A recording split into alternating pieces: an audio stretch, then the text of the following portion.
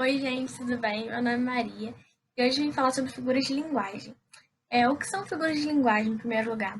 São recursos linguísticos que a gente usa para dar uma determinada expressividade no nosso discurso.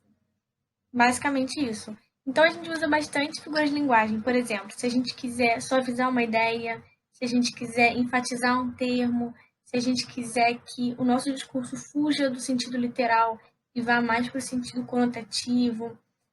A gente usa bastante para facilitar a compreensão do outro a respeito do que a gente está querendo transmitir.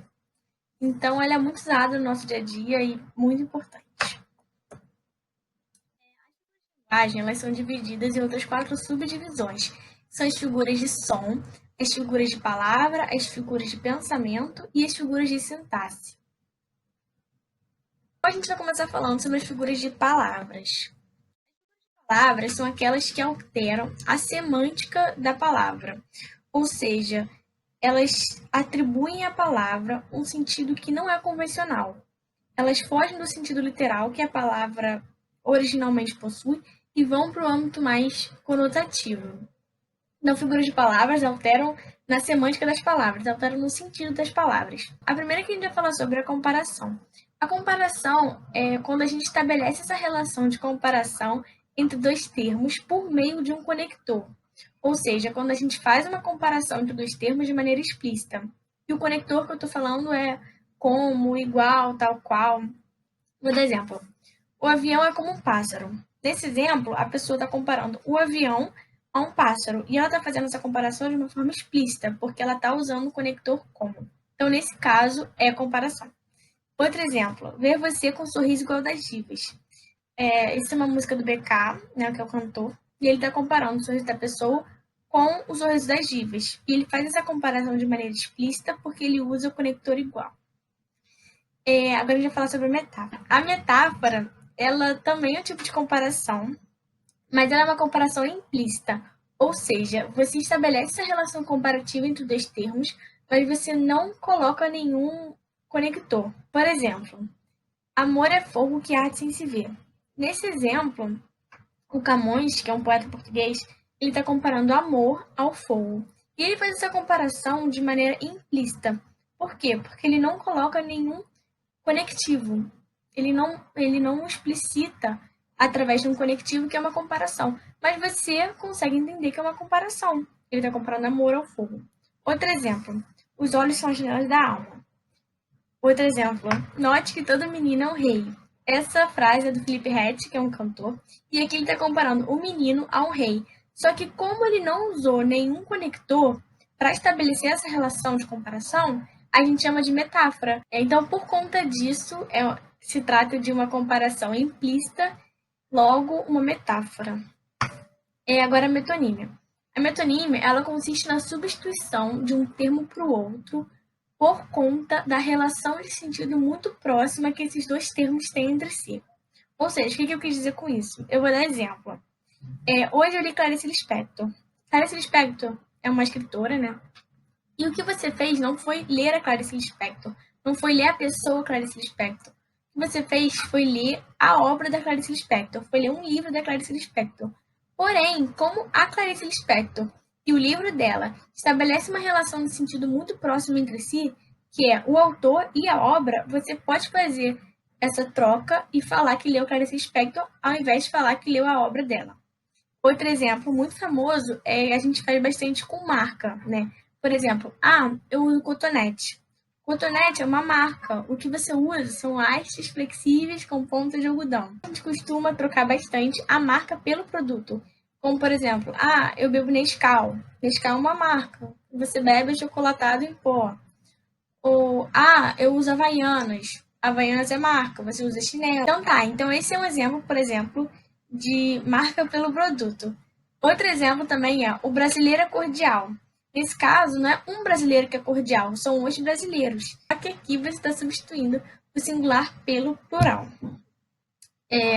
Comi um prato no almoço. Você não come um prato, você come o conteúdo que tem dentro do prato. Porém, como o continente, que é o prato, possui uma relação muito próxima de sentido com o conteúdo que tem dentro dele, que é a comida, você pode fazer essa substituição de termos. A catacrese é quando você se apropria de um nome para denominar alguma coisa que ainda não tem um nome específico. Ficou confuso, mas eu vou dar exemplo. Por exemplo, pé da mesa. A mesa, ela não tem um pé de fato. O que ela tem são sustentações. Só que como essas sustentações não possuem um nome específico, ou pelo menos um nome que popularmente não é conhecido, a gente chama aquilo de pé da mesa, porque ele sustenta, assim como os nossos pés. O braço do sofá. O sofá não tem um braço de verdade, mas como a gente coloca o nosso braço lá, a gente chama de braço do sofá. Ou maçã do rosto. A gente não tem uma maçã no rosto. Dente de alho. O alho não tem dente de fato. Mas, como a gente não tem um nome específico para isso, a gente se apropria de outros nomes para denominar esses objetos. Agora, a sinestesia. A sinestesia ela é uma figura de palavra que consiste na mistura de sentidos. Sentidos eu estou me referindo a olfato, tato, paladar, visão ou audição. Por exemplo, O sonora audição, colorida do aroma, sentido da audição, colorida, sentido da visão, do aroma, sentido do olfato. Então aqui você pode perceber que é uma mistura de 3 sentidos diferentes. Então, por conta dessa mistura, a gente já pode enquadrar essa figura como uma sinestesia. Outro exemplo, fez-se o pranto, silencioso e branco como a bruma. Silencioso, branco. 2 sentidos diferentes, que são misturados, né? Então, por conta dessa mistura, a gente chama de sinestesia também. Agora a gente vai falar sobre a perífrase ou antonomásia. Perífrase é quando a gente dá um apelido a algum ser, objeto ou lugar, baseado nas características desse ser, objeto ou lugar. Por exemplo, o Bruxo do Cosme Velho escreveu Dom Casmurro. O Bruxo do Cosme Velho é uma antonomásia, ou perífrase, né? Mas é uma antonomásia para a gente se referir ao Machado de Assis. Outro exemplo, Boca do Inferno. É como Gregório de Matos, né, o poeta do Barroco, era conhecido.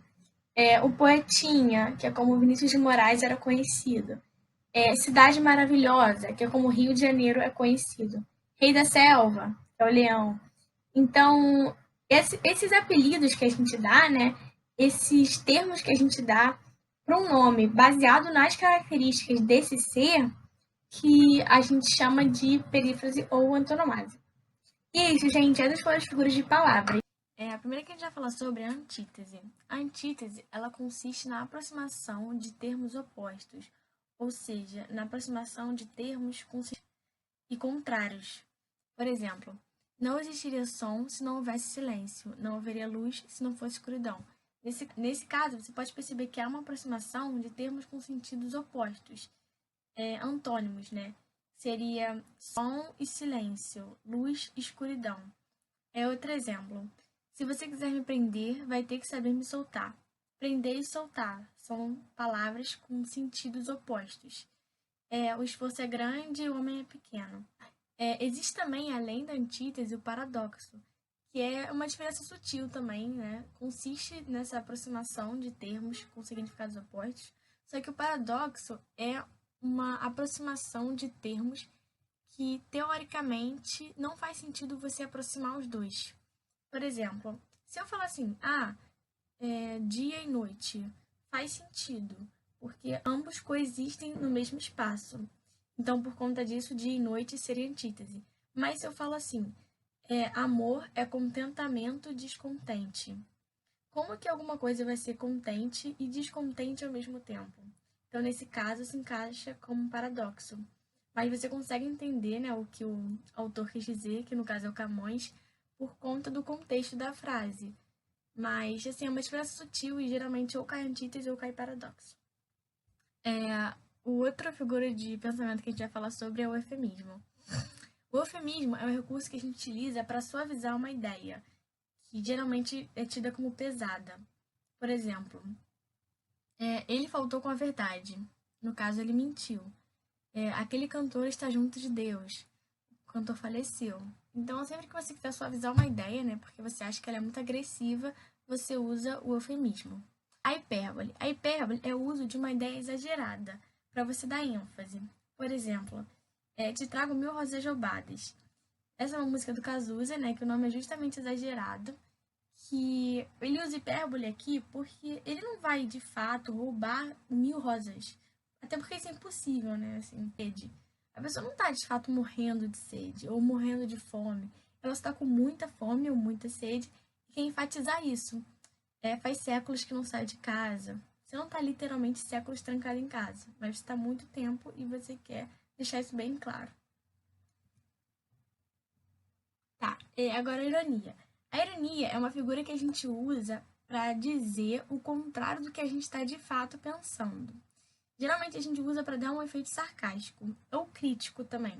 Por exemplo, ele é um ótimo aluno, tirou 0 em todas as provas. Se a pessoa ela é uma ótima aluna, né, um ótimo aluno, não se espera que ele tire 0 em todas as provas. Então, no caso, significa que ele talvez nem seja um bom aluno assim.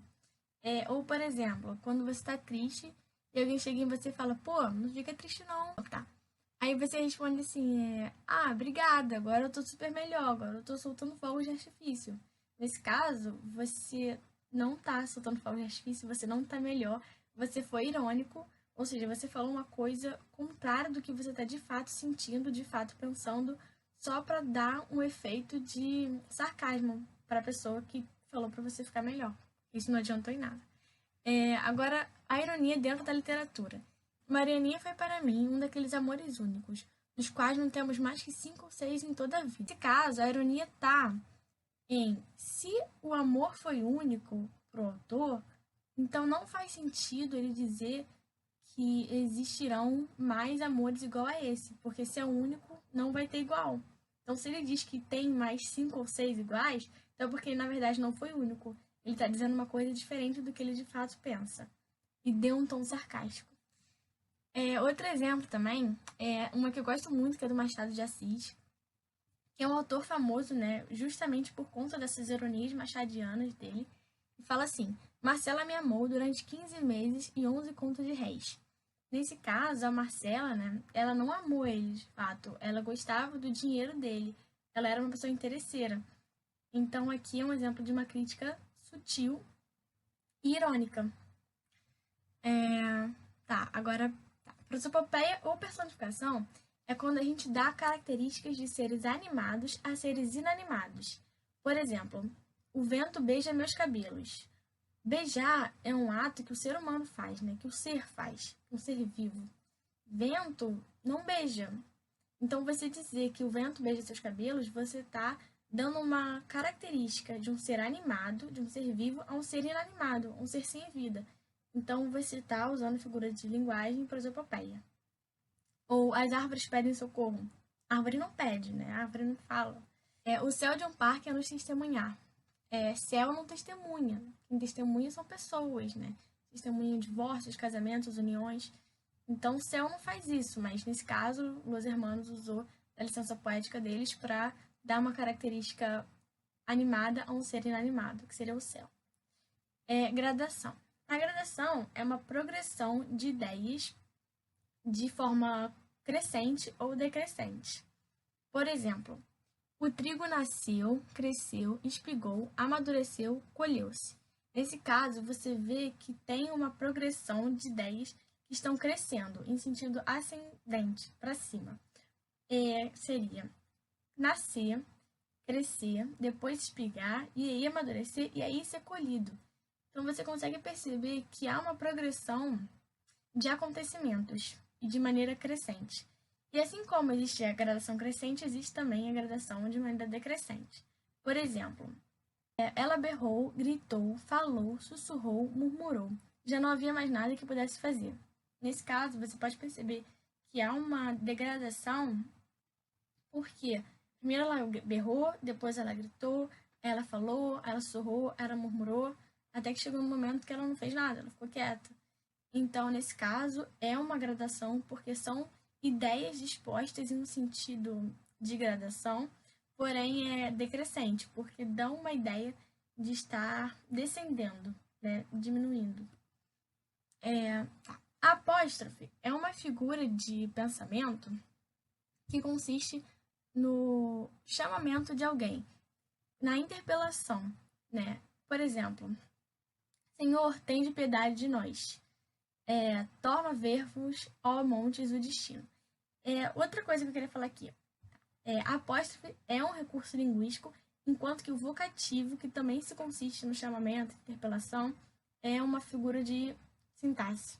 Tá, outro exemplo também. Minha filha, que linda você está. Nesse caso, a pessoa está chamando alguém que seria a filha dela. E é um exemplo de apóstrofe também. E é isso aí, gente. Essas foram as figuras de pensamento.